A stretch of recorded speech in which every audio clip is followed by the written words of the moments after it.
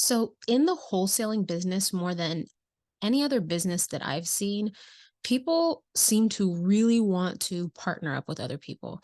And I'm not talking about like squad up, like JVing deals.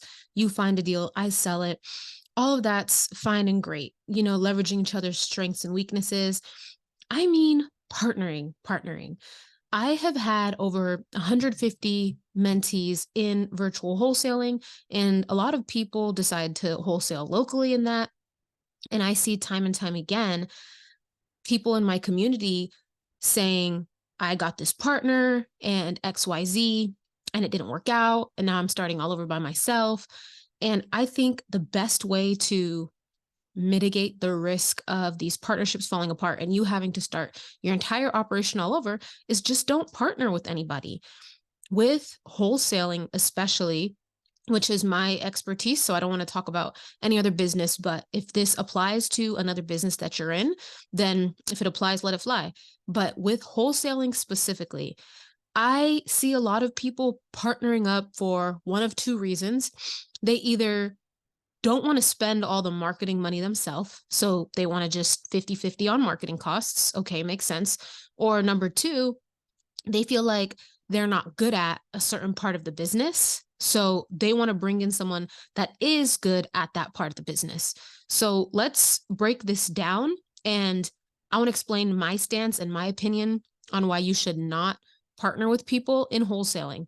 So, number one, I don't think are a good idea because there is a lot of blame game that happens in partnerships, especially when you both don't really know what you're doing. So you have one person that says, well, I'm good at online stuff and tech stuff and softwares. And one person that says, well, I'm good at talking to people in sales. I was a car salesman, for example. Let's partner up and start wholesaling houses together.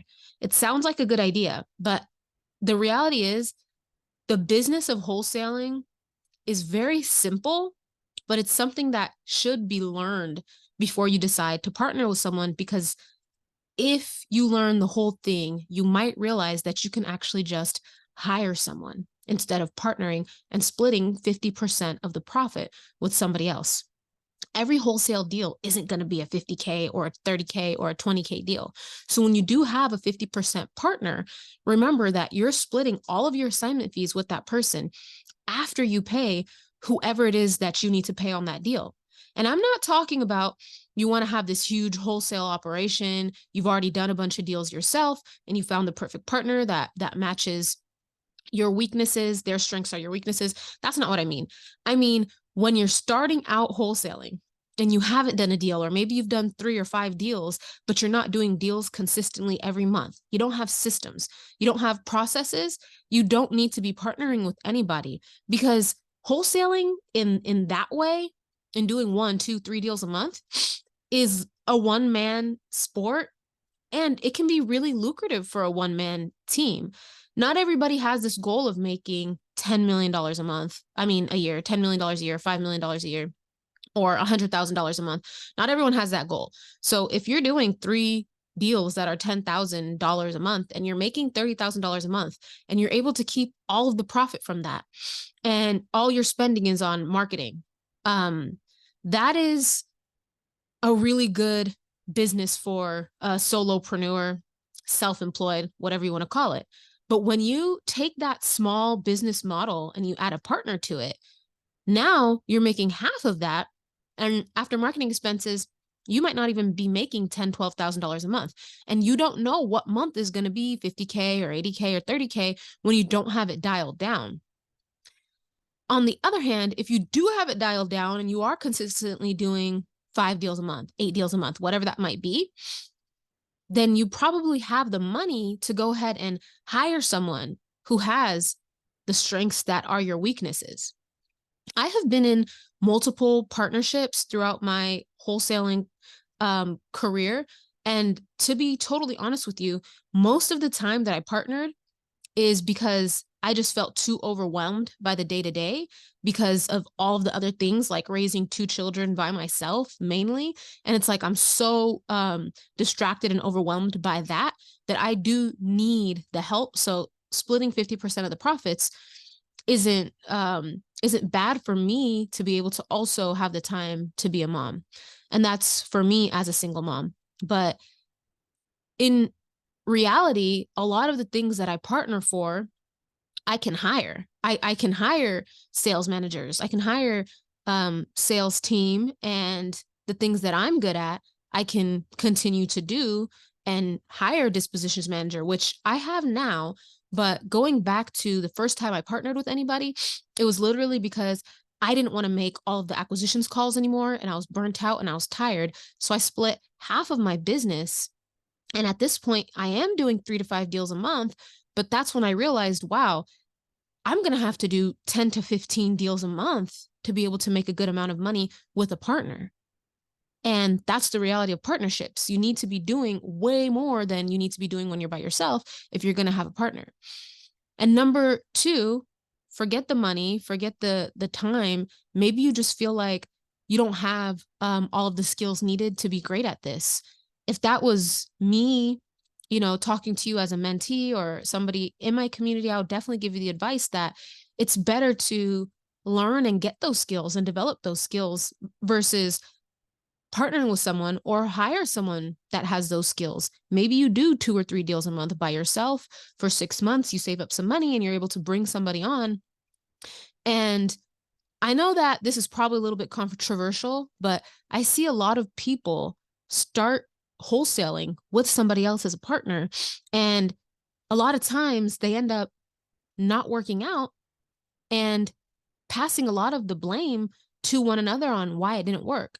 Oh, well, he didn't do what he was supposed to do. She didn't do what she was supposed to do. And that's a legitimate thing, but partnering with someone can also give you the opportunity to make excuses. Well, we couldn't do that because he didn't do what he was supposed to do, so it stalled us. And then now it's 6 months later and we still haven't done a deal. When you literally could have just called sellers yourself and started doing deals.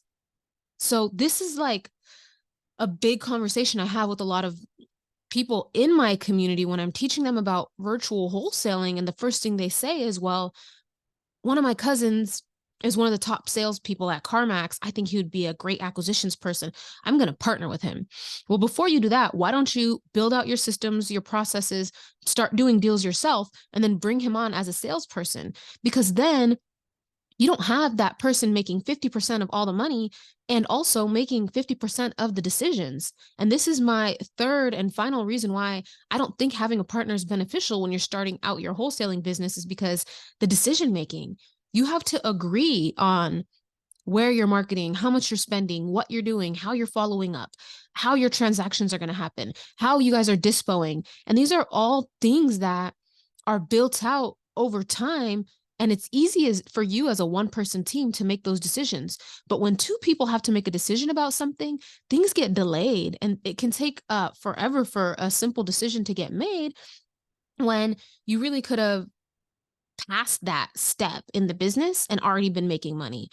In my opinion, you should start making money yourself, build out your systems, build out your flow, know that, hey, this thing works and I like doing this thing and I'm making money doing this thing, and then decide. And it's probably still better to bring somebody on as an employee or as a team member versus partnering. I heard something at a mastermind the other week and they said, never partner when you can hire. And I wish I would have heard that 3 years ago, because I did lose a lot of money, spend a lot of money, spend a lot of time partnering with people that we didn't have the same alignment in values or goals or even how much money we wanted to make in the business. And I'm really just trying to alleviate some of the responsibilities and some of the pressures by partnering versus making sure this is actually a partnership that's a good fit. So I'm not saying that all partnerships are bad, but I'm saying when you're starting off wholesaling and you haven't done a deal or you've only done a few deals, it's best to not partner. It's best to not partner. It's best to learn everything yourself, do everything yourself, start making money, and bring on who you need onto your team so you can keep the lion's share of the money and have extra money to market and expand and do more things. And that's my 2 cents. If you agree or disagree, comment below. Let me know your thoughts and why. I would love to hear your guys' opinions on this. And thank you for tuning in. I'll see you guys next time.